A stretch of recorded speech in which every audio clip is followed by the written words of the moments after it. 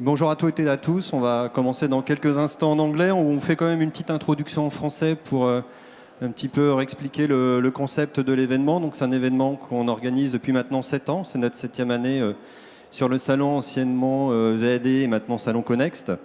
Donc cet événement a pour objectif de rassembler la communauté Webanalitycs du nord de la France, aussi de la Belgique et des pays avoisinants. Donc cet événement est co-organisé par Nicolas Giard et moi-même, Nicolas pour le CMD, Cercle du Marketing Direct, et Walil dans mon cas pour le club Webanalitycs Lille. Donc l'événement va être organisé en plusieurs parties. Donc on va avoir 4 grands thèmes qui vont être traités par Sean et Roman.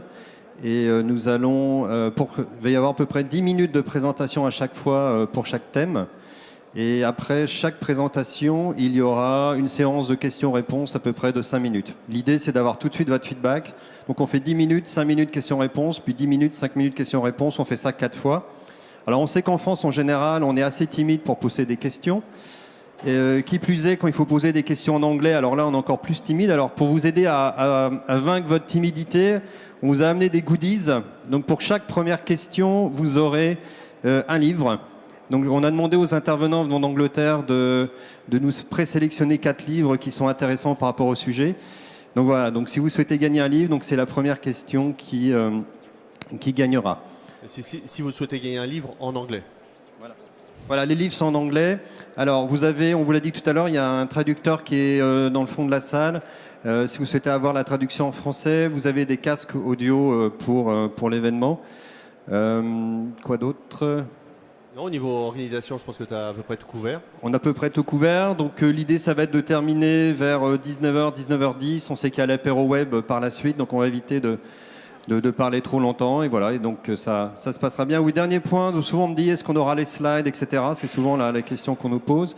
Alors en fait, vous aurez les slides et la vidéo, parce que tout cela est enregistré en vidéo. D'ici quelques semaines, vous aurez toutes les vidéos où toutes les slides sont dedans. Comme ça, vous aurez à la fois l'image et le son.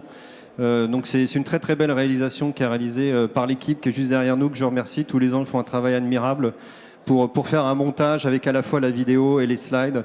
Donc ça vous permet comme ça d'avoir un bon souvenir. Et on sait on va traiter beaucoup de contenu. Donc et les vidéos seront coupées par thème. Voilà, les vidéos sont coupées par thème. Des capsules pour chaque sujet. Voilà, donc tout ça sera communiqué sur le site web du salon aussi sur la chaîne YouTube Walil. Donc voilà un petit peu pour l'introduction. On va commencer en anglais dans quelques secondes. Si la régie peut envoyer le jingle, ça serait parfait.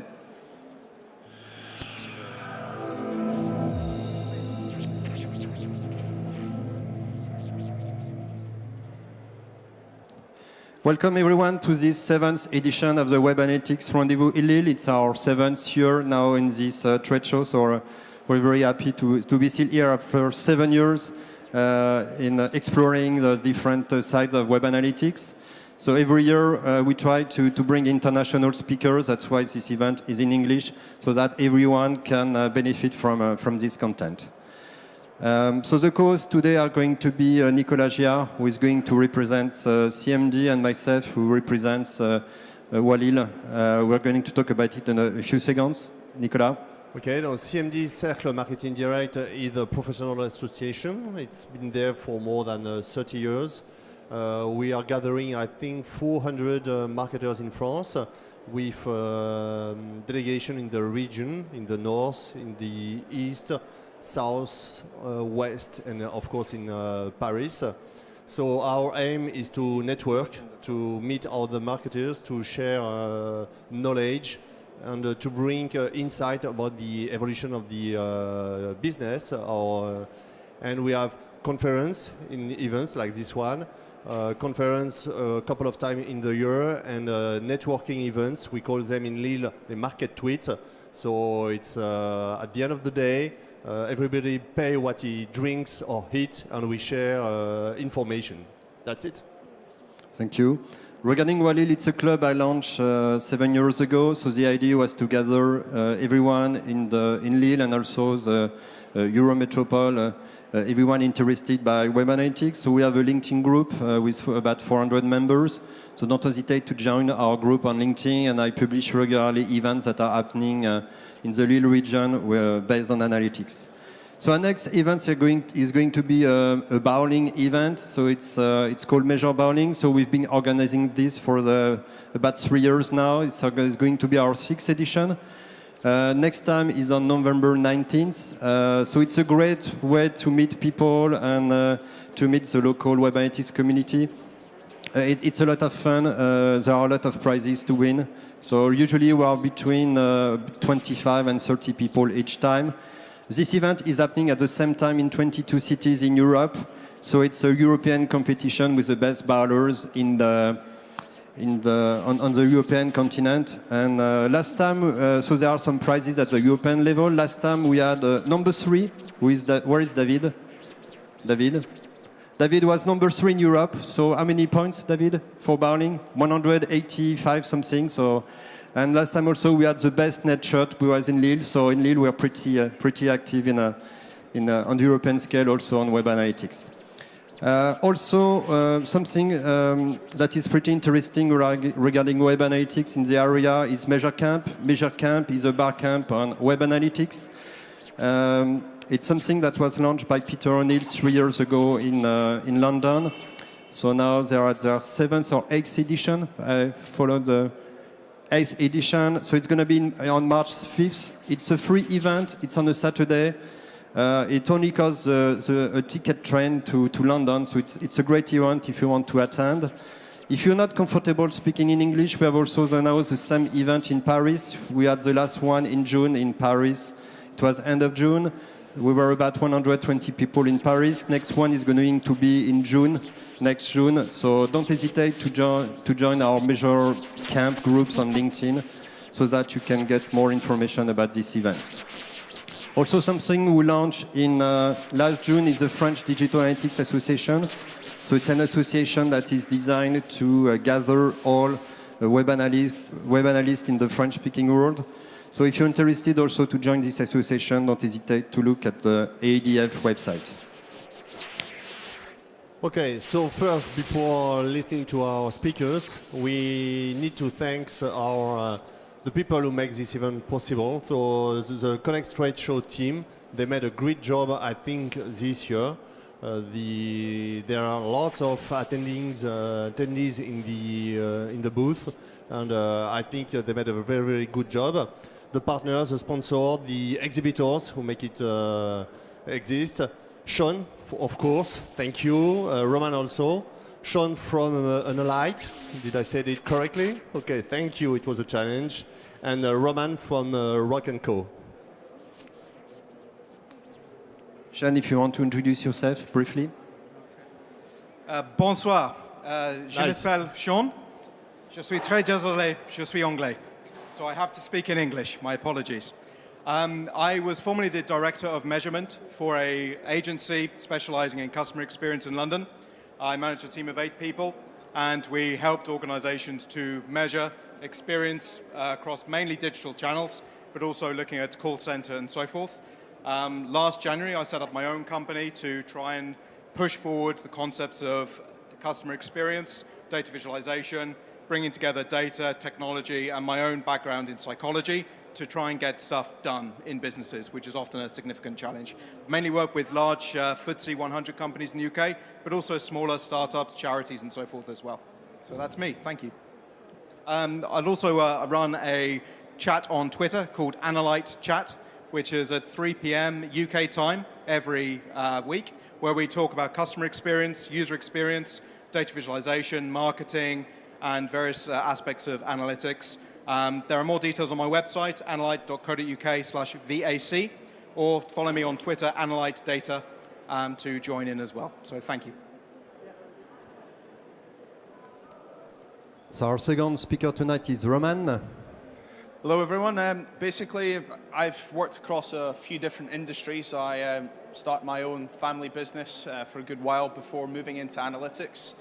Moved into analytics on the basis that most businesses actually don't measure or use information particularly well to drive business performance. But when you're a small business, the best way to get better is use information, and I realized companies didn't do it very well. So I moved into the corporate market 3 years ago, working as a consultant, and I've worked on some of the bigger transformation programs in the UK. So I'm currently working for Argos, which are one of the largest catalogue retailers in the whole of the UK. To give you an indication of size, they've got about 11 billion interactions a year in a digital space, and so there's quite a bit to measure, but there's also a lot of room for improvement. So it's trying to help companies get to the stuff that's going to make a difference. Thank you. So tonight we have 4 topics to cover. First topic is going to be about foundations, how to build the right foundation for CRM, voice of customer, and digital analytics integration. Second topic is going to be what are the key selection criteria. Third topic is going to be what are the key KPIs and questions.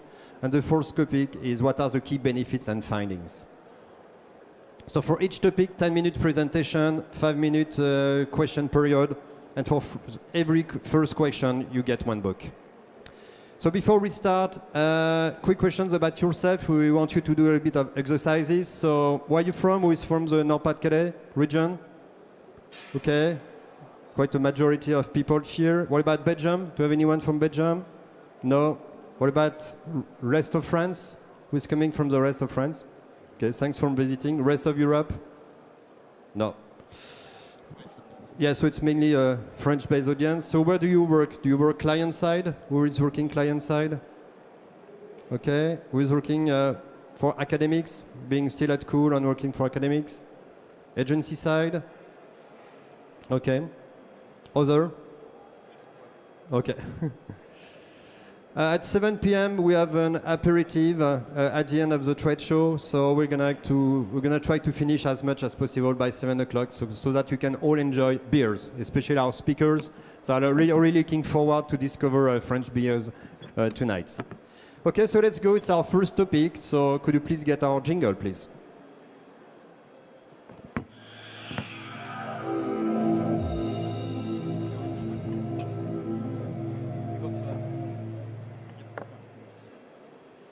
Okay, thank you. So bonsoir. Before I begin, I want to give a bit of background. This may be teaching and speaking to the converted, but I think it's always important whenever we're talking about analytics and data to try and step back a little bit. It's very easy to become focused on one very small aspect of a project rather than actually what you're trying to get done. So firstly, the web is littered with abandoned baskets. People come on to use e-commerce websites, retail sites in general, and then leave. The vast majority of websites suffer from this. And indeed, if we try to compare the digital aspects to offline industries, online performs very, very badly indeed, typically only reaching maybe 1% to 2% if you're lucky. So the vast majority of online marketing budgets are entirely wasted. When people come onto a website, people become aware of your brand, of your company, and what you may sell. They'll then consider whether they want to work with you, want to buy products from you. Marketing tends to be focused in these areas of acquiring traffic or visitors coming to the site, in the retail world as well. Customers will then browse around the website, consider products, consider the service they may have, and understand what's there. This there we can control by looking at the site content itself, looking at how we can optimize it, and this is where usability, user experience really pays dividends. Further on, you then want to, once you have a customer, you want them to repeat their purchases. Ideally, you want them to repeat purchases more often and be spending more with you. And I'll talk a little bit about this later. And this is an area which is often underused in terms of retention marketing. So before talking any further, I thought it was mentioning that one of the key things that I always advocate is the customer. This is a rather atypical customer, so my apologies for a very, very typically British customer, if you will. But making sure that any consideration for any work that you put forward here, it's understanding the customer who is actually paying all of your wages at the end of the day. So there's a couple of key questions whenever we start to try and build a foundation of linking together voice of customer, customer relationship management systems and analytics, is understanding who visits the site, who are your customers. Why do they want to come to your website in the first place? What do they want to do when they actually get there? And how are they using your websites? we have a variety of techniques that we can use at our disposal to do this. In the digital world, it's quite different from the standard offline retail world, where we can have in-store surveys, mystery shoppers, and so forth. The digital aspect does make this a slightly abstracted aspect. So for me, the three main data sources that I tend to recommend are obviously Webanalitycs. They provide the what and the how of what's coming onto the website. What they won't tell you is the who. They're simply a transactional record of what's happening on site. So bringing in customer relationship management systems to actually understand who your customers are can become vital. Lastly, voice of customer and online surveys is a much underused tool and technique. The reason for this is it tends to be deployed terribly badly, and as a consequence, it gets very, very bad press. In the UK, there is a big retailer called Homebase. They launched a survey in the best will in the world from a very important and prestigious supplier, but they launched the survey in the middle of their checkout process. It was an overlay, which meant you couldn't use the checkout process at all until you completed the survey. So they had a whole bunch of customers wanting to buy things. They were going through the process and then asked them about their experience. Now, if you think about that, you can imagine that the experience wasn't particularly good because they couldn't buy the products that they wanted to do. Furthermore, they had to complete a 40-question survey taking 25 minutes before they could actually do anything else. So what do? They went to B&Q, a competing store, to buy a comparable product. These things happen all the time. So putting yourself in the shoes of your customer is absolutely vital. So one of the aspects of understanding surveys, how do you approach this? Firstly, looking at the site experiences. There are aspects of entry surveys. So when somebody comes onto the website, you can ask them what their intent was. Why did they come onto the website in the first place? Trying to understand a bit about them, their profile, the demographics, age, gender, their wishes, and so forth. Trying to understand what their expectation is. What do they expect to be able to do on the website? And then finally, bringing this into a multi-visit journey. If you look at things like holiday plans or high-value purchases, someone isn't going to come onto a website and buy a cruise holiday on their first visit. They'll want to find out additional ideas, additional details about the trip, possibly talk to their other half about it, coordinate. So it's a multi-journey as they go through. Lastly, you can also ask people at an exit survey. So when they've completed their journeys, what happens? How can they move forwards? One of the reasons of integrating with analytics is that what people say and what they actually do can be entirely two different things. So for example, people may say that 1/3 of them intend to buy something on the website. Compare that to the actual conversion rates that you see on the site, completely different. So this is where we start to talk about why you want to integrate. So for yourselves, think about if you own companies, retail companies, and so forth, do you actually know who your customers are? Do you have a process to actively listen to them? Do you know what they think of you as a brand and as the products that you provide? And are your changes that you make to the website driven by your own internal intentions, or are they driven by what your customers actually want? And ultimately, I don't know how well this translates, but it's best to try and avoid the customer being screwed as they go through from here. So, integrating with analytics. Integrating with CRM systems, the advantage nowadays, and when Roman and I first worked on one of the projects, this wasn't the case, but nowadays, many systems provide out-of-the-box integrations, which can be very helpful. Common approaches are to capture a user identifier, pass that into your analytics system so you can start integrating data directly there. You can selectively write out details from your customer relationship system into your analytics software as well, so you can get basic demographic information. Are they a new customer, for example, or a returning customer? How high a value is that particular customer? The key thing here is to make sure you are transparent. Privacy is a massive issue, and if you're advocating a customer-first policy, capturing all of your customer data and selling it to your suppliers, possibly not the best thing to do. So be very clear and transparent with the benefits of why you're doing this in the first place. Alternatively, look at integrating voice of customer and pushing it through. Again, many voice of customer providers now provide methods of pushing survey data into your analytics and pulling it through. Personally, I've worked with a range of tools, eDigital Research, Opinion Lab, SurveyMonkey, and Survey Gizmo, which my own survey platform is based off. Many of them will require some technical details to enable this, but API calls are making this much, much easier. So moving along, quick example. You can have your website, a basic invite layer that you can display, and there's a range of ways you can trigger this, not in the middle of your checkout process being one. I typically find that 5 questions is a great way of finding about 80% of what you need to do. Firstly, what was the reason for coming to the site? Task intent. Secondly, looking at were they able to do this? Yes, no, or partially. How easy did they find to do that particular process if they could complete it? And would they recommend it, and any other details? For anyone that's technical, this is the Google Universal Analytics code to implement it. It's probably easier if I just send it to anyone that's interested rather than go through the JavaScript, but if anyone wants to grab me after a few pints, I'll happily not discuss this. So, building a foundation. Having customer data at the heart of what you do is something you need to evangelize through the organizations. Having customer information with information coming through from marketing, customer services, analytics, and a variety of other systems is vital. I'll pass over to Nicolas now. I believe that's 10 minutes. 8 minutes, actually. 8 minutes, oh, So even earlier. I think we can pick slower, maybe, for the audience. You can tell I'm British, I'm waiting for the pint to come, so. So we have, thank you very much. So we have a first question to Sean.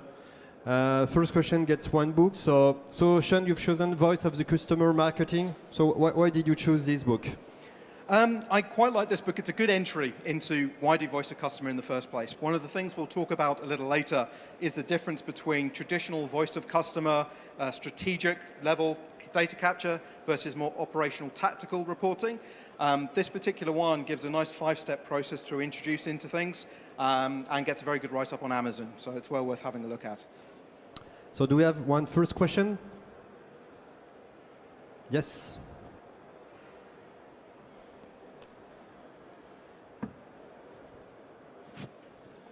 Hello, Sean. Hello. Do you offer a reward to customers to increase percentage of participation to the surveys you try to launch?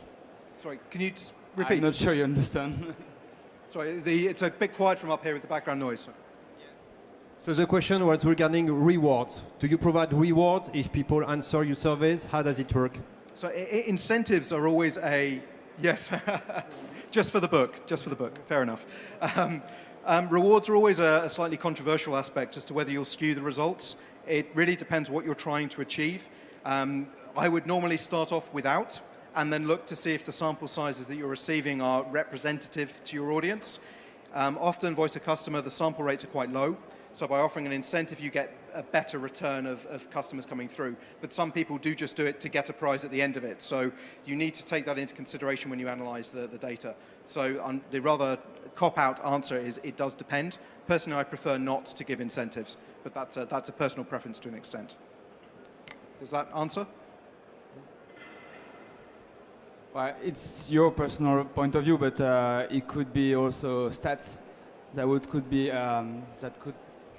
I don't know how to say that, but statistics could say to you that incentive work better. Yes, the answer is if you offer an incentive, you will get a higher response rate. But the simple truth is, are the data that you collect reliable? If people are only answering to get the incentive, you'll be skewing the results. So I would start off without, see if you get a suitably representative sample size, which it depends on your audience. We worked with a customer in the UK which had 26 million customers. So we were dealing with 13,000 responses a month without any incentive. That was quite enough to deal with to operationalize and use that data. So I would start off without. If you're finding you're struggling, then consider an appropriate incentive. But bear that in mind when you analyze the results. Thank you. Do we have a second question? Yes. Thanks for the presentation. Just a little question about we can use, I'm pretty sure we can use the user ID from Google Analytics plugged to the data for the CRM, right? But it's a little bit, it's legal completely to do that? It's a good question with relation to privacy, and hence the question about being utterly transparent with your users. I would never advocate passing anything that was personally identifiable, but there is a unique between being personally identifiable and uniquely identifiable. If you have a CRM system, you have a customer, they have logged in, you can have terms and conditions related to their registering with you as a company. Therefore, passing a user ID, which should be something that isn't an email address, for example. It shouldn't be personally identifiable in that matter, but integrating can offer benefits to the customer, i.e. more tailored offers, a more tailored experience. In Europe, privacy is slightly different to privacy in the UK. In the UK, so far, no one has been prosecuted for privacy issues. I personally have always said that I think that's going to change rather rapidly. Some of the privacy practices are very business friendly and not customer friendly. I don't advocate that as an approach. I think that that's very naive and that customers will increasingly control that conversation. And if they find that a company is doing inappropriate things with their data, by selling their even name and address to a third party to send them details, spam, they'll eventually cotton on who it was and leave that company. So it's all about the bigger picture, I would say. Okay. Do you have another question? Yes.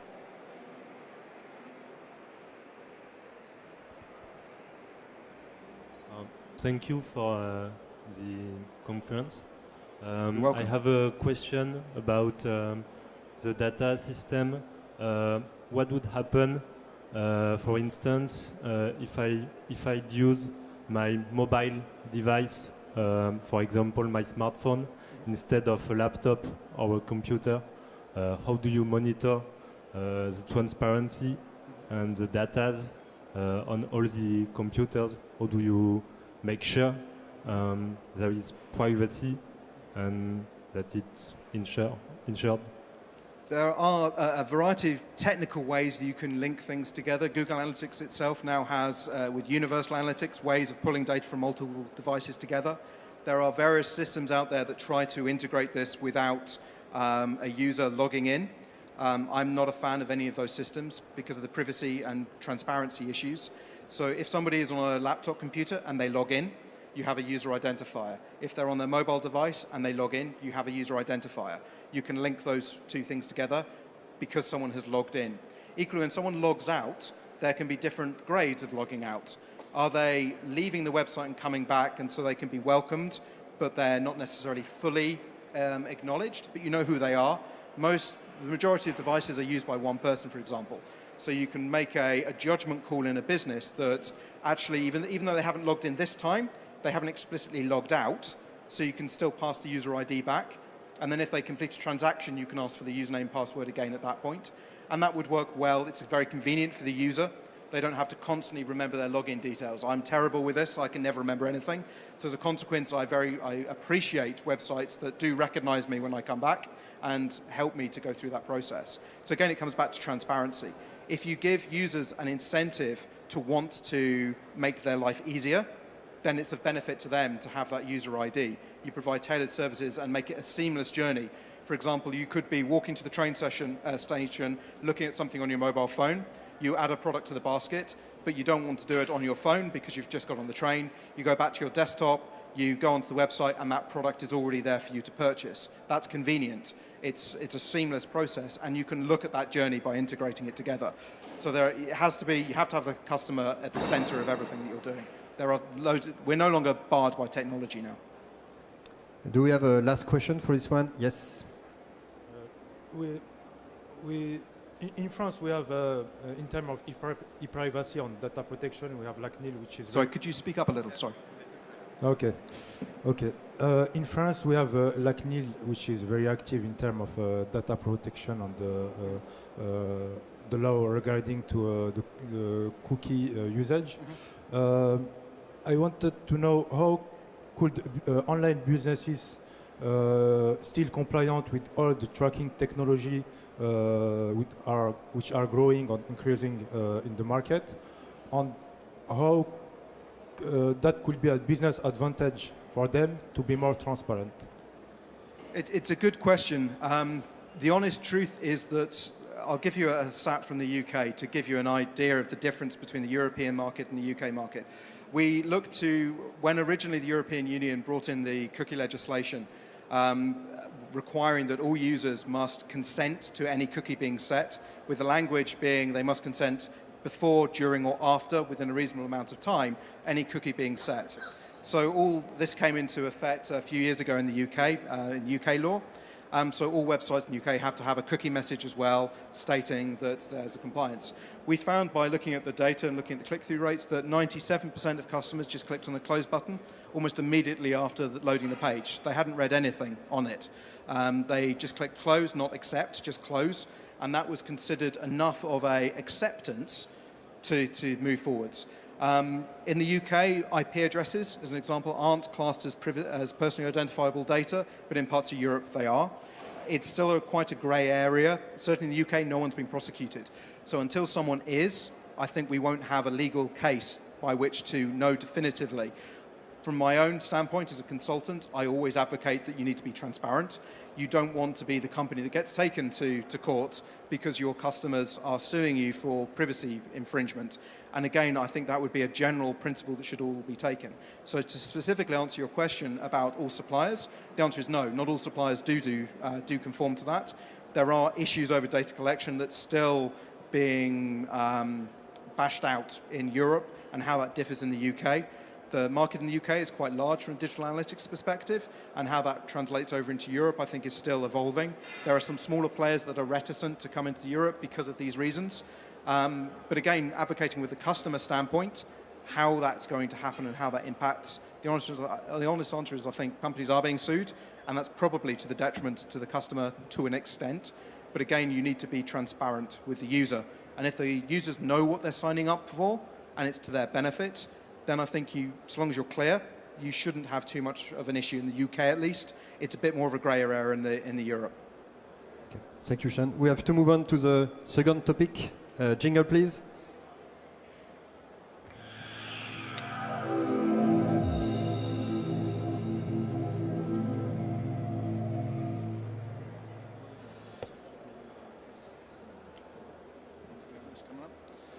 Hello. So, one of the things that I've been asked to talk about is how you define or how you look for what the criteria when rolling out a voice of customer program. I've used this slide. It really comes back down to why you're doing it. A lot of companies follow other companies, which means that my competitor's got a voice of customer program, so I should roll out a voice of customer program. But there has to be a greater purpose. Why are you doing it? If you're a telecoms company, you want to measure satisfaction because you believe satisfaction drives to longer-term customer value. If you're a retailer, you might want to look at how you would fix things in the checkout. You have to understand why it is that you're going to do what you're going to do. So defining what it is and why you're doing it, but define your selection criteria. So how do we start to define that selection criteria? How do we get through it? Well, if you've got an existing program that you're trying to improve, you might want to start with a SWOT analysis. What are the things that we're doing well? What are the opportunities? And how can we move forward? If you don't have a program, then you have to start with a user story. What are the things that you would like to do? Is it your product owners want to drive product improvement? Do you want to drive sales? Start to gather requirements. Define your budget. So again, if you've got an existing program, you might have a budget that you've already got to work with. Otherwise, if you're starting afresh, what sort of money can you afford to spend? Because that really determines where you're going in the market, because it's a wide market. And then do your research. This is an evolving market. There's lots of new players coming in every year, and they're all improving. So start to do your research. So what's a sort of potential SWOT start to look like? So if I take the program that Sean and I started to roll out at EE, we start to look at the fact that we were really good at collecting NPS. We had lots of data. Weaknesses, we couldn't do many of the integrations. The data sets didn't start to speak to each other, and it became really difficult to do sort of theme analysis. We start to look at what opportunities we've got. We believe that if we started to do better integrations, our analysts could get to information faster, and therefore we can turn around and deliver more profit. The threats were that if we couldn't act faster, we might start to lose market share. So who should you be engaging? A voice of customer program starts to roll out well across not just digital, but how does that start to work with marketing? How does it start to work with your call centers? Depending on your business, there's different people you want to start to engage. In digital, we definitely want to be speaking to the digital product owners. we want to start to think about our market research team. So if there's usually always a market research team, a customer insights team that are sitting there. We want to start engaging them. We want to understand what they're doing, what crossover there is. We want to start to engage our procurement and legal teams up front. We want to know, are there any criteria that are going to hinder us selecting any particular vendor? So Sean touched on it there about privacy. We'll take that another stage further. Continental Europe, there's far more stringent criteria around where data's held. So a lot of the suppliers are American-based. Can you hold your data there? Then start to think of, well, okay, I'm going to introduce something into the website. How does that user experience, how does that fit in? Where can we host it? So voice of customer starts to stretch beyond, well, here's an invitational survey to persistent feedback. If you're going to have a persistent button across your website, you don't want that in a mobile setting, breaking your checkout. Senior management, you've got to get buy-in. If you're bringing on a new program or a new platform, then let's start engaging senior management. We need to get them involved. We need their buy-in, because at the end of the day, you don't want to start down your research phase only to find your project's not going to progress. IS and IT. So in the UK, we've started to merge digital divisions. Digital and business and technical are starting to merge, but in continental Europe, from my experience, those business functions and IT functions are still quite separate. So if you're going to introduce a new program, how are you going to get it delivered? How are you going to get it to the site? Once you've started to gather all of those different requirements, what you want to start to do is group them into themes. What are the core things that we need from that solution in order to actually drive business value? So start to theme. What do your themes start to look like? Well, potential output is user interface becomes important. The only way you're going to get real value out of a voice of customer program is taking it away from analysts and pushing it back into the business. So it can't be, that's an analyst job, it's everyone's job. We need to be listening to our customers. If we want to make incremental improvements, we need to know where the problems are so we can start to tackle them. Integration becomes a core function. Is that if you want to analyze all of this new information and new data, we need to be able to try and, where possible, put it into one place to help save time and effort to get to that information, that insight. Collection method, I touched on it before, is that voice of customer programs are definitely moving well beyond the traditional invitational survey.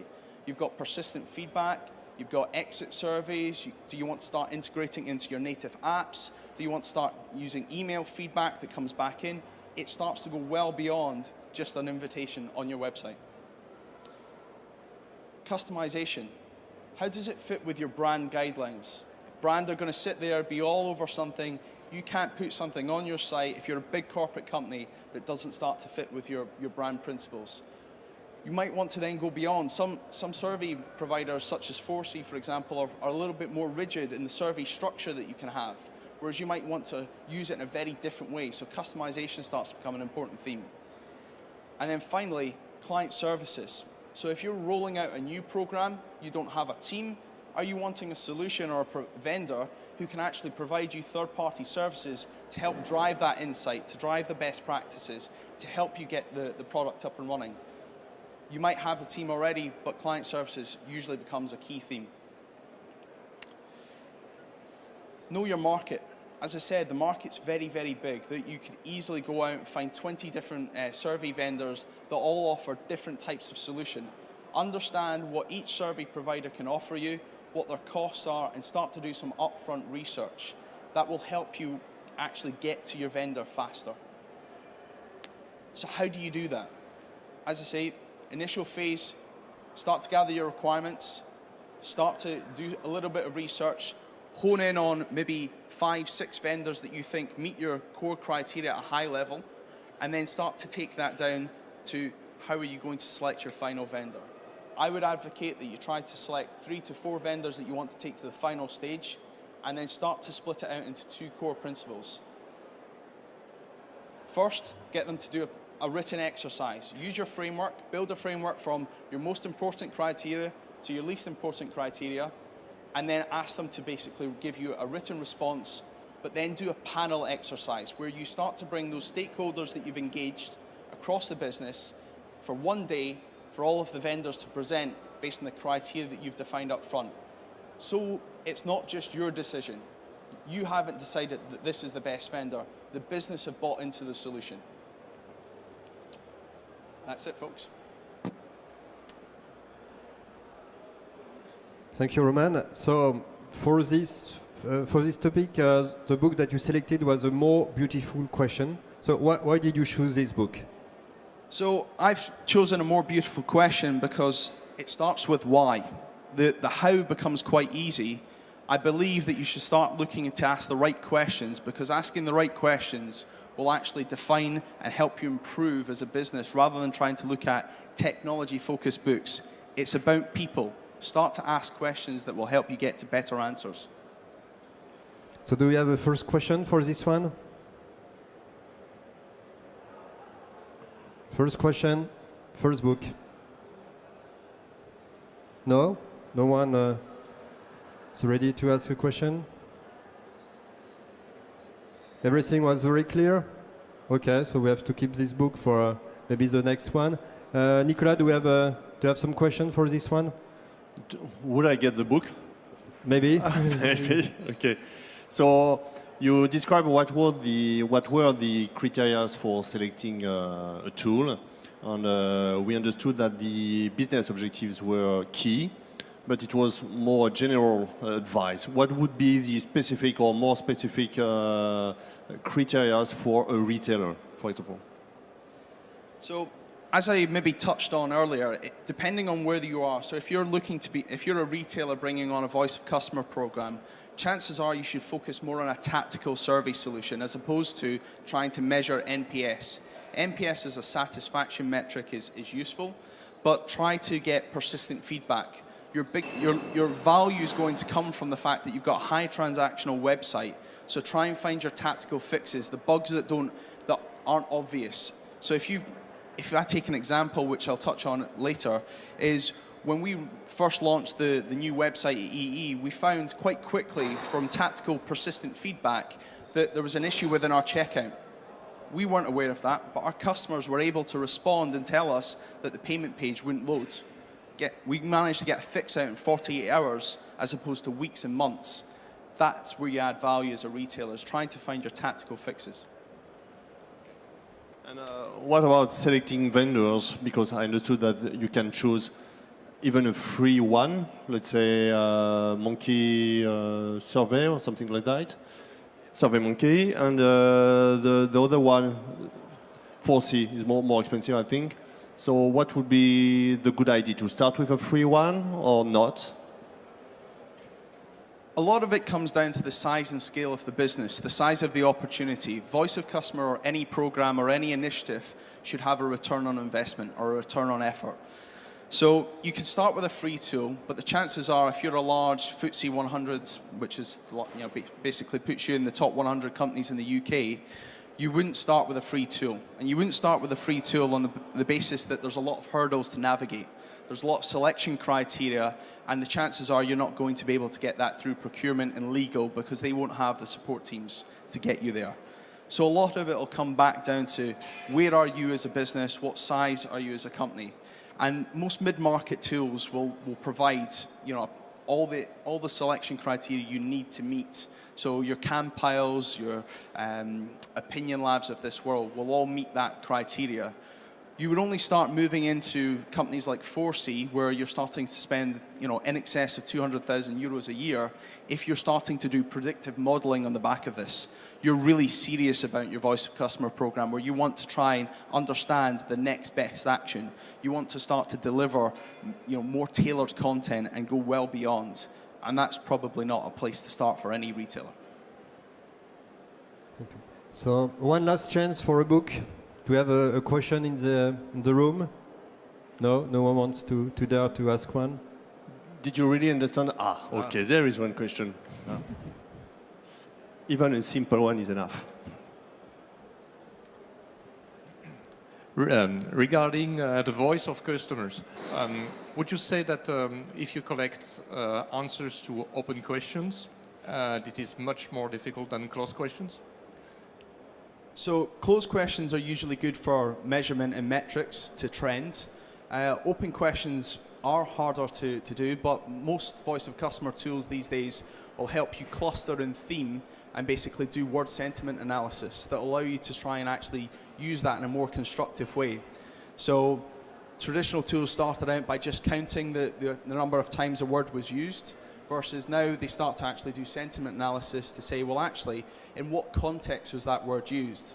So the more modern tools will actually help and visualize that for you so the end audience can actually use and do something with it so you don't have to mine text data.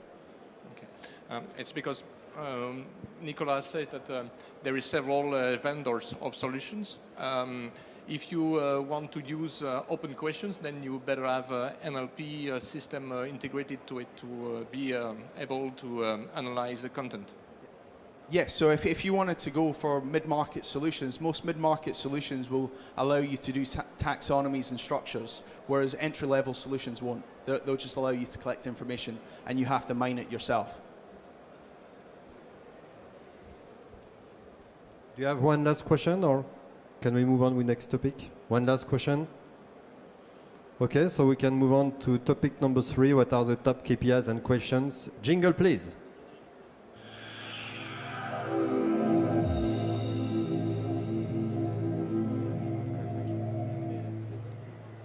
Okay, I'll come on to that point in a moment about sentiment analysis and text mining. There are some valid concerns around it, and I'll talk a bit about that in a moment. So one of the things I was asked to talk about, what are the top KPIs? In many respects, it's a bit like asking somebody what color of jumper they should wear. There are things that are specific to your business, and it should be a tailored piece. A lot of the work that I used to do on my agency side was helping companies to understand what it is that they should measure. I did numerous measurement frameworks, which tend to be quite in-depth, long pieces of work. And actually what I found is that 9 times out of 10, a set of core metrics actually gives you most of what you need. Obviously, I never mentioned that as a consultant, because then I'd half my day rate and so forth. Never a good idea, I found. So getting started with the integrations. The first thing is to build an appetite. So the first and easiest way to do this is just simply to start showing voice of customer, customer satisfaction data in your standard reports. Simply just put them next to each other. The next step is trying to correlate them, show trends rather than just fixed metrics. I tend to try to advocate an idea of 3D data, the idea of having, for every metric, you show a trend of that metric, and then you show a comparator as well as the aggregated metric itself. So every metric has its own context of where it comes from. Associate that voice of customer satisfaction with orders, for example. You can start to see over time, as satisfaction goes down, average order value may start going down. People start getting interested in this data at that point. Lastly, then the goal is to associate these data sources. So everything I talked about at the beginning is true integration of using a key customer ID to link the data sets together. There are some hurdles to do that, but it's not unsurmountable. So, good KPIs. Firstly, a good KPI is what I refer to as an Uber metric. It's not every single thing you can think of measuring. And ideally, you want to have probably around 5 KPIs, no more. If you have more than that, people start getting lost. They don't know what metrics mean what. People start to, you can't share it with an organization. And a lot of what we talked about in the foundation and moving through today is all about trying to get advocacy to use these data and actually move it forward and get stuff done. So a good KPI, it should be a strategic measure of success. It should be actionable. You should be able to do something with it. It should be easy to understand and shared throughout the organization, and should be based on valid. I deliberately don't use the word accurate here. For anyone who is involved in web-captured data, accurate is a painful, painful term. So valid, it should be representative to your business. Try not to spend all of your time getting all the numbers to add up to 100%. They never will. They just need to be representative. So consistent mismeasurement is a lot better than investing hundreds and hundreds of hours trying to fix one report, whereas in actual fact you could find an error in 20 minutes of looking through the data. So try and get stuff done, act quickly. So looking at survey data first, you can look at the task intent, why people are coming. Trigger surveys either at the end of a particular process or at key stages or key known pain points to try and understand what's coming through. You can capture a trigger URL and then pass that back along with the visitor ID, the cookie values, assuming you've ticked that off in the privacy policies, pass that back into the analytics tool. Again, you can start to segment the customers based on the responses that they're putting forwards. Start to look at the ones that are failing on particular tasks that may be key to your business, and then look at their comments. And this comes back to your point about should you have lots of open questions. People love to write if you give them an opportunity. I did a big project for a UK retail bank. We had 13,000 responses with numerous open text questions. The problem was there was no resource to read them. So the customers were filling out the surveys, long, detailed surveys. It wasn't getting pushed out to the customer services teams. So people were writing huge in-depth replies about every pain point they had, including account numbers, usernames, passwords, telephone numbers, addresses, a whole host of other things that we had to delete for privacy reasons. Nothing happened with it. But from the customer's perspective, they thought they were communicating with the bank. They weren't. They were communicating with a survey provider who couldn't use that data or provide it. So think carefully about how you do it. As Roman mentioned, there are numerous techniques to, the simplest one is word frequency analysis. Look at what are the most common words that crop up in comments. Get rid of standard words like and, the, of, it. You'll find they come up quite common if you don't remove them. You can then start doing a thing called coding, which is you start pattern matching against known themes, and then you look to see which terms occur. You can then do sentiment analysis, which you try to say for those themes, what is the context in which they're referred? Is somebody saying this is a bad experience or a good experience? Start linking it together. There's actually a really cheap, easy shortcut with this, is if you ask a question of how satisfied you are, use the value of that metric and associate it to the comment. So you instantly get a cheap sentiment analysis of saying that somebody said that they were very satisfied, and then break down the comments based on people that said they were very satisfied versus people that said they were very unsatisfied. It's a very simple way of getting an association there. So analytics, start using the analytics to find out for particular processes, are there significant dropout places through a process, standard funnel analysis. And then on those pages, ask questions on your survey to see why people may be asking those particular problems or having issues there. Try to segment out the customers in the analytics tools for people that start a process. They showed the intent to want to do this, but were unable to complete it. You can then take their visitor IDs or user IDs and then bring that back to find out people that had left surveys, had left feedback, and you can use that to scale it up. Following on the example that Roman mentioned about the telco that we worked for, we used this strategy to change it back from survey responses. We knew the sample rates on the pages. We knew the traffic volumes on those pages. We could extrapolate that back to a percentage of the total customer base that were being impacted by this issue. Reporting that back to the board, when you talk about actual percentage of customers that they could be losing, suddenly we got quite a lot of traction and interest to fix this problem. Rather than just talking about drop-off rates through a survey, it's too dry. You need to talk about customers. And then, as Roman said, you can use the feedback to isolate the problem and give quotes of people who have actually had this. We found customers were writing error messages into their feedback that we could then feed back to the technical teams to resolve it. And as Roman said, we fixed a problem within 48 hours versus something that had been going on for several weeks and hadn't been picked up by any other team. We got a lot of kudos for that, and suddenly became the value of integrating data became much more important. So as I say, from experience, big strategic projects of voice of customer programs can be helpful for certain reasons and for certain purposes. But tactically, 5 key questions I found to be massively helpful. Keep it simple, keep the survey short to minimize drop-off through the survey. So task intent, as I mentioned, a list defined by you as the company of what you think the key objectives would be for your site. Often that's a difficult list to compile, surprisingly difficult often. Did they achieve it? Could they actually physically go through and do this? And make this as a drop-down, yes, no, or partially. The partials can often give you a lot more insight.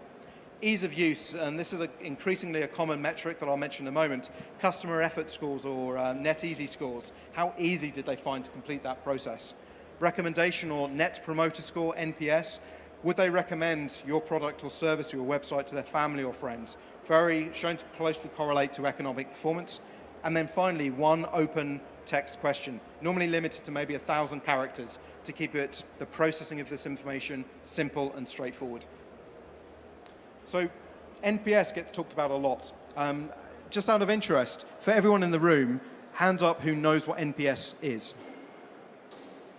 Okay, that's pretty much the number of people in your organization who say they know what NPS is versus who actually does know what NPS is. NPS is an extrapolated metric, and the idea is based on the recommendations question, where you ask people, would they recommend your product or service to family or friends? You ask them to rate it on a 0 to 10 scale. 10 being yes, absolutely, 0 being no way at all would they do this. You then divide those scores up. Anyone who scores between 0 and 6 is classed as a detractor. Anyone who scores 9 or 10 is classed as a promoter. So an NPS score is the percentage of promoters minus the percentage of detractors.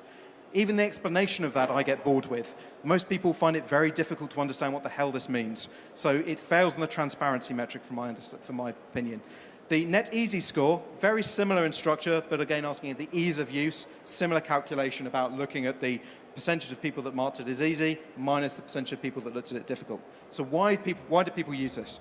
Well, it comes from a very long time ago that there was an economic theory that dictated that based on the NPS score, it correlated very closely to longer-term profitability and increased spending power. But actually it turns out that the customer effort score works much better. It tends to be a good score. Personally, asking 2 questions, they give slightly different views on it. I'd recommend keep doing both, but focus when you report on customer satisfaction and do use NPS, that people actually know what you're talking about. Do not assume that they do. We worked with an organization who decided to class detractors, anyone who scored between 0 and 4, and tried to benchmark in the industry. They came out quite well because obviously they weren't including as many detractors. It took a long time to find that out because people were just giving a top-level NPS score.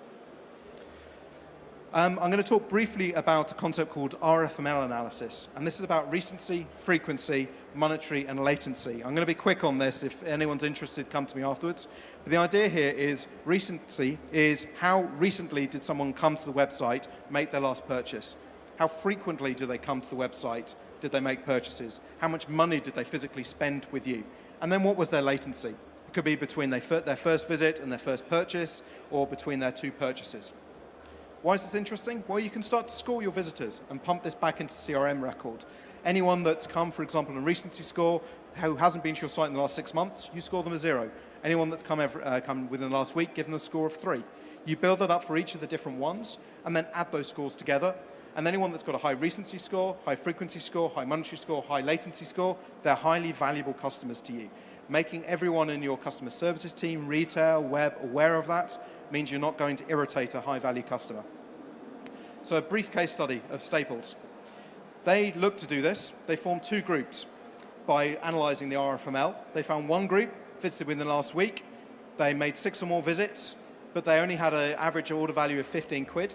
And they came recently within the last week. Another group, however, who came within the last 6 months, so lower scores on the first ones, but their average order value was £350. So focusing on their marketing on Group B to increase the frequency of their attendance will increase the revenues coming through. So it's a very quick whistle-stop tour of quite a complex subject, but effectively you can use that form of analysis to start bringing it through.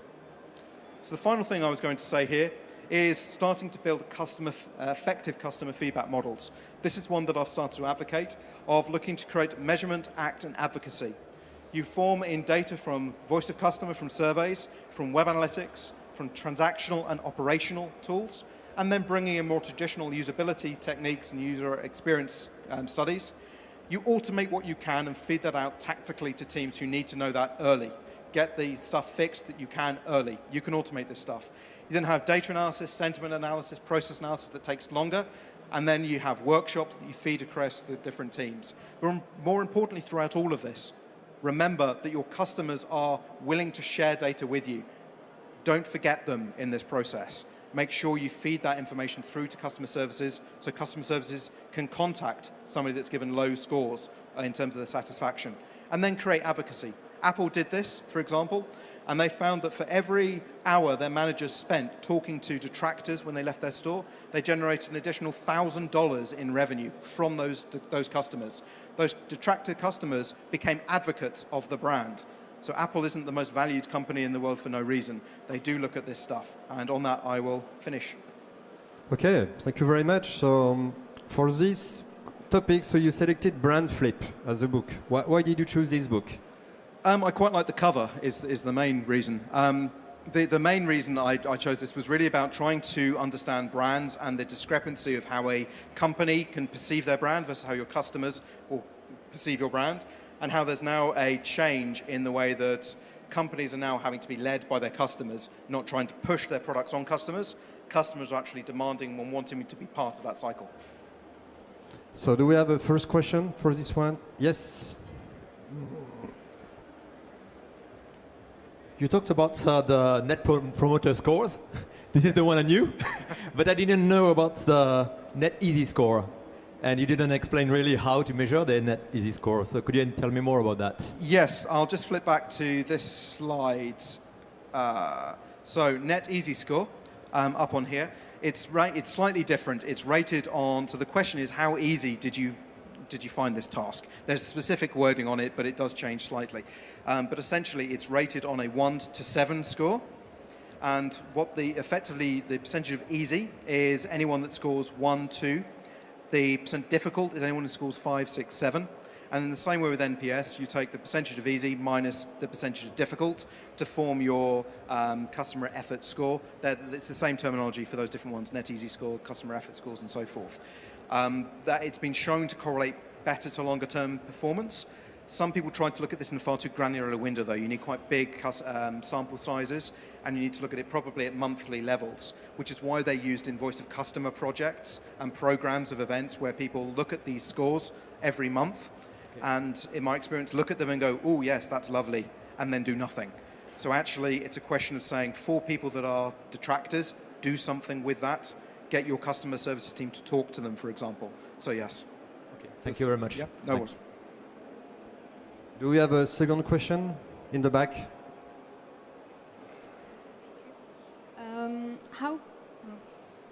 How could you advise to companies who propose services to choose their KPIs?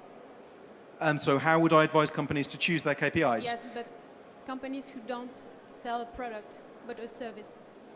So for companies that don't sell services, was that so? No, my question is how to advise companies who propose services and not products.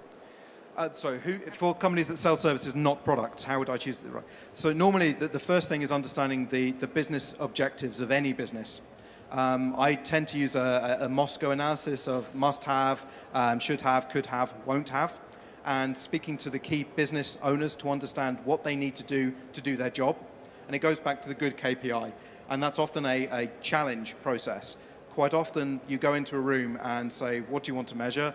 And somebody gives you a massive booklet of everything they can possibly think of measuring, and then want you to produce a dashboard of that, for example. Actually, you need to strip all of that back, step back from metrics and numbers, and go back to what they need to do their job, what makes them look good in their organization.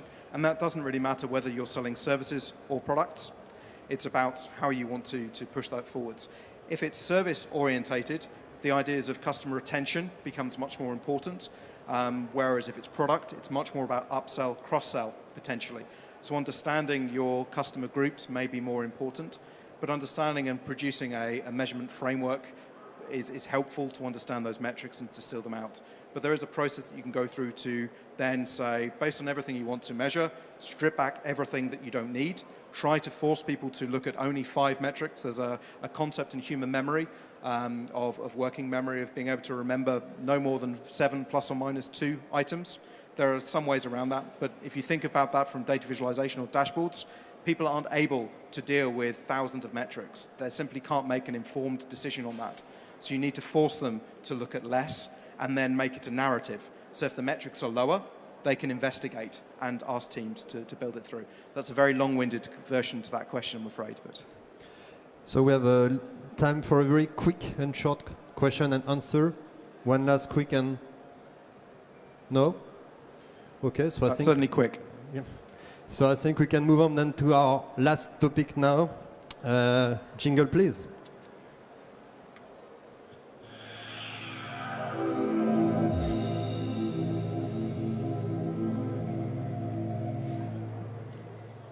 So, what's the benefits of trying to integrate your voice of customer program with other tools such as your CRM and analytics? I wanted to do just one slide on this, but I figure it's got to last 10 minutes. It's effort in versus results. It really boils straight back down to how can I actually use my time more effectively to drive business value? That's what it's always about.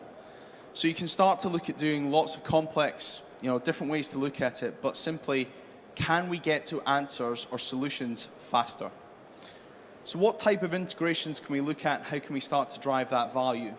Well, let's take this example. At EE program that Sean and I rolled out, we were doing persistent feedback. We wanted to make sure that we could get basically actionable data. We wanted to correlate it with our clickstream data.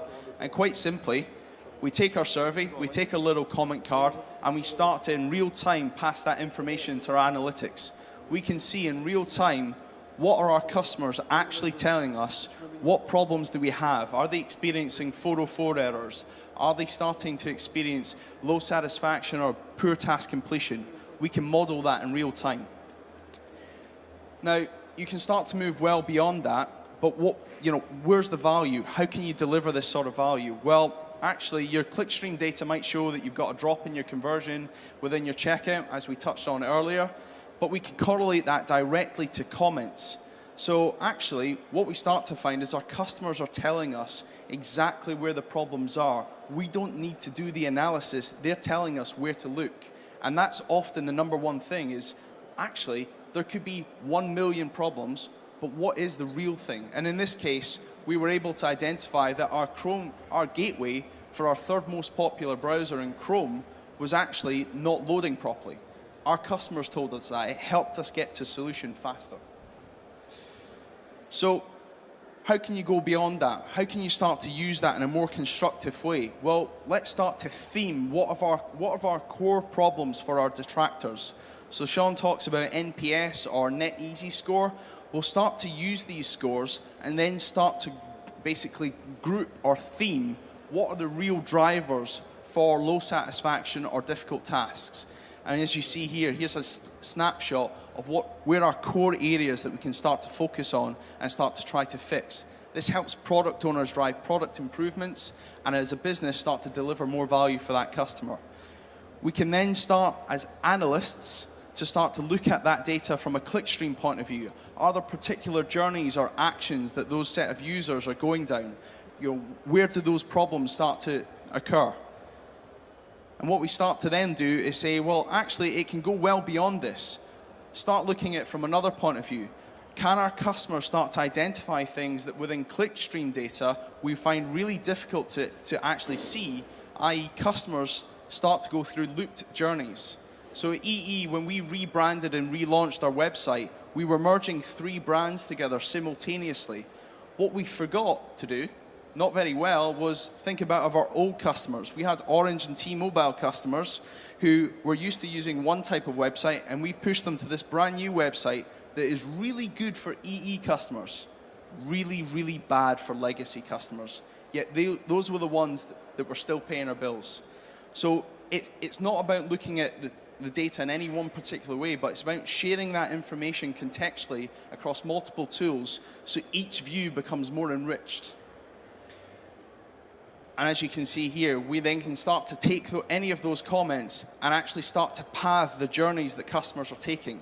We now can start to identify what the actual journey that customer went through. We can path all of that information and find the real root cause, common journeys that are driving the biggest dissatisfaction.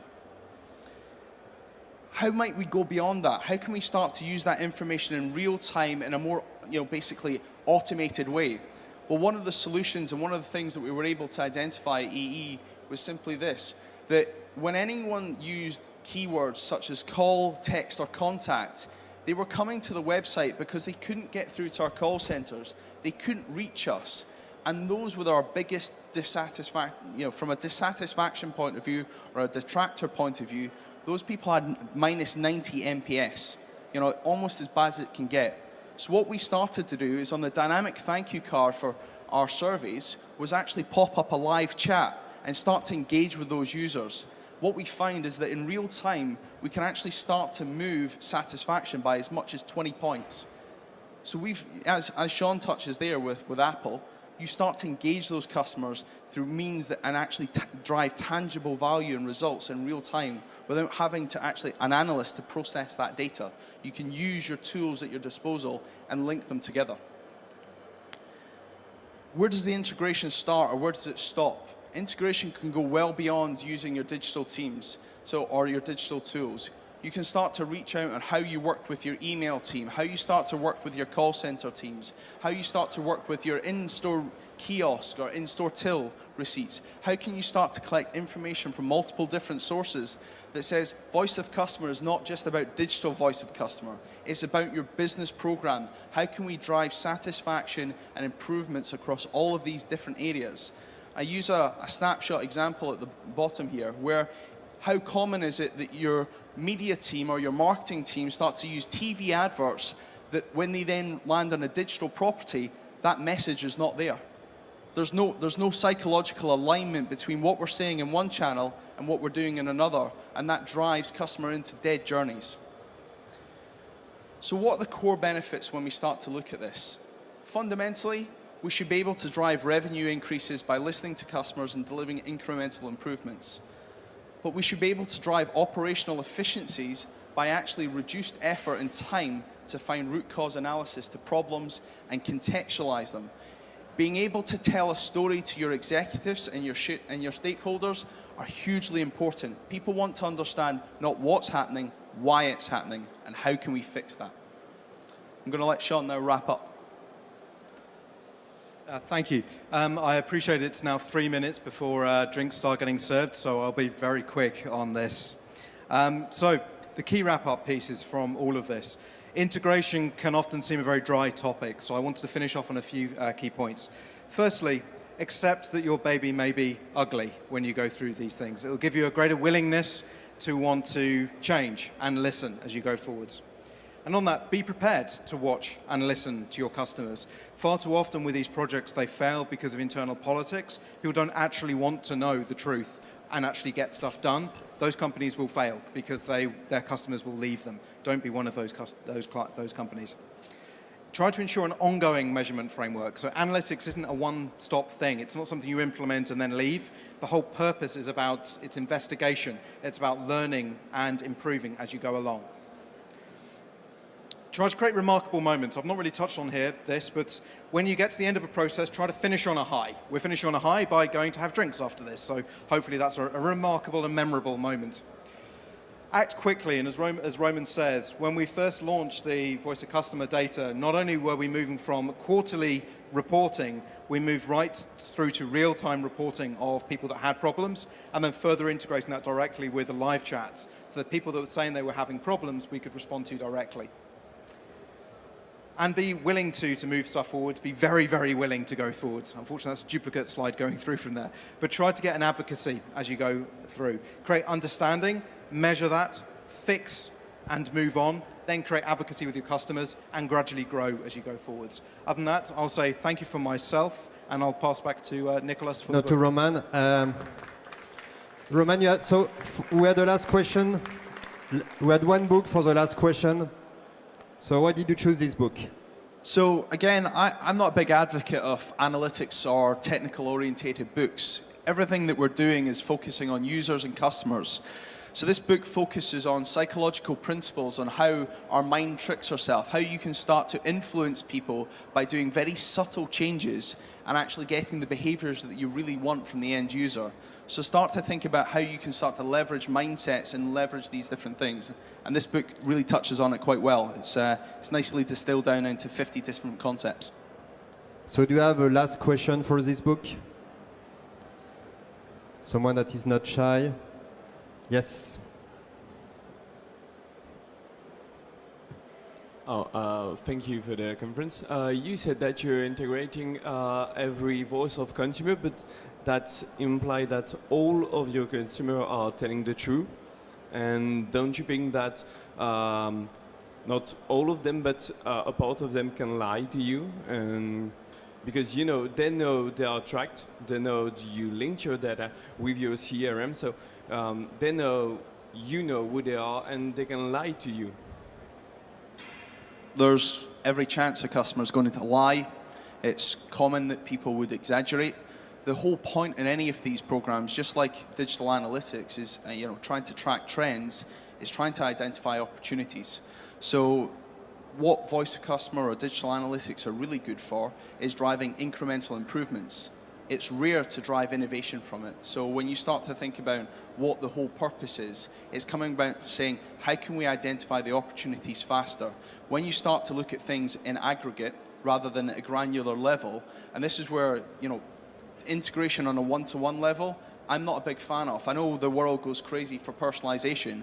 Your biggest wins are going to come in your aggregates. So if 25% of people are saying this is an issue, there's a damn good chance that that's where your issues lie and where your opportunities lie. So you have to always look at things in the mindset of saying, how can we get to revenue growth faster? And revenue growth generally means that we're driving better experiences and improving the customer experience. Do we have one last question? Or are you all ready to go for drinks? We can already listen to music. So I would like to really thank Roman and Sean to travel today to visit us. They came specially for seeing you tonight, for delivering this wonderful keynote. So Sean traveled 7 hours. 7 hours of train. One way, 7 hours. So now tomorrow you're traveling 7 hours. So you were a bit closer in London. Yeah, and then Brussels on the way back. And then you're going to Brussels. And so we really appreciate you came. So we have some special gifts for you. So we brought you some pastries from Mert. Mert is a very famous pastry in Lille. And Charles de Gaulle, the General de Gaulle, was born in Lille. And these were his favorite pastries. So we wanted you to have a good souvenir from Lille. So thank you very much for coming, and thank you very much everyone for attending this show, and hope to see you next year, and we can go to the aperitif right now. Thank you very much. Bye-bye. Cheers.